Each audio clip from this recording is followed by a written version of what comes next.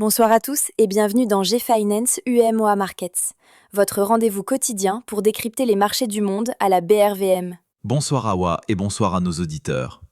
Journée contrastée sur les marchés ce lundi 17 novembre avec un repli mondial mais une belle performance à la BRVM. Exactement, Ahmet. Commençons par le panorama mondial. Les marchés américains ont marqué une pause après leur longue envolée.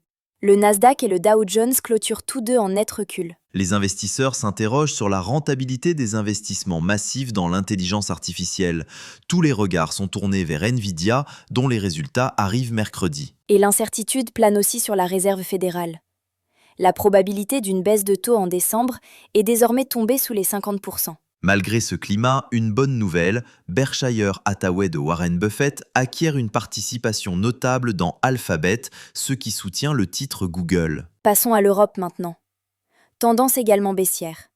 Le CAC 40 recule de 0,63% et le DAX de 1,20%. Mais attention, la Commission européenne a révisé à la hausse ses perspectives pour 2025, tablant sur une croissance de 1,3% tirée par la demande intérieure. À Paris, c'est le secteur de la défense qui brille.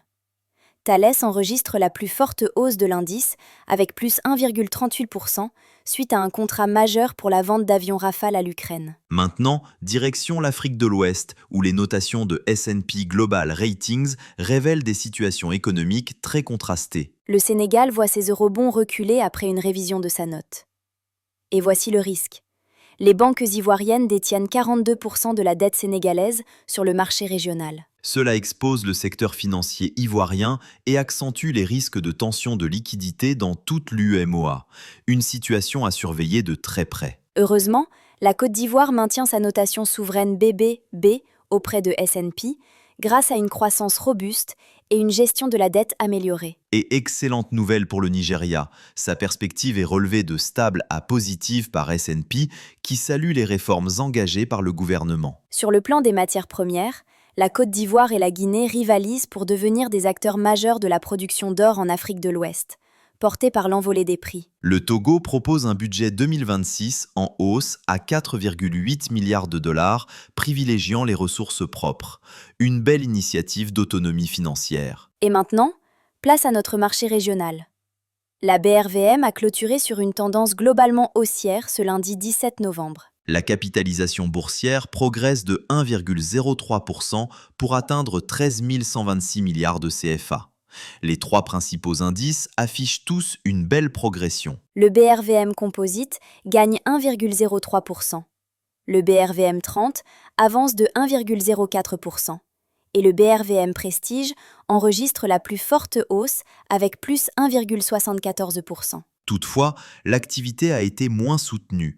Le volume des transactions diminue de 17,78% et la valeur transigée chute de 37,52%. Côté sectoriel, les services publics sont en tête avec plus 2,72%, portés par CIECI, qui bondit de 3,78%. Et la consommation de base reste le champion annuel avec une performance incroyable de plus 110% depuis le 1er janvier. Les services financiers progressent aussi de 1,34%, affichant plus 42% depuis le début de l'année. Un secteur qui reste très solide. Du côté des valeurs, Unilever Côte d'Ivoire explose avec plus 7,49%. Sicor CI suit avec plus 7,45% et Nestlé CI gagne 4,58%. A l'inverse, Sicable CI recule de 7,45%.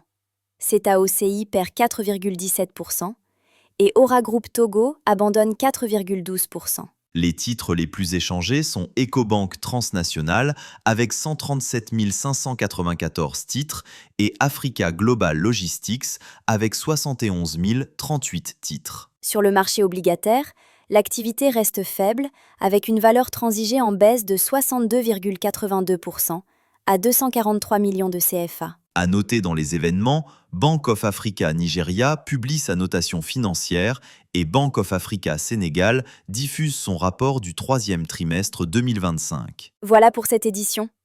Merci Ahmed pour cette revue complète. Une journée contrastée globalement, mais porteuse d'opportunités sur notre marché régional. Merci à vous, Awa, et merci à tous nos auditeurs. Restez connectés au marché et à demain pour une nouvelle édition de G-Finance UEMOA Markets.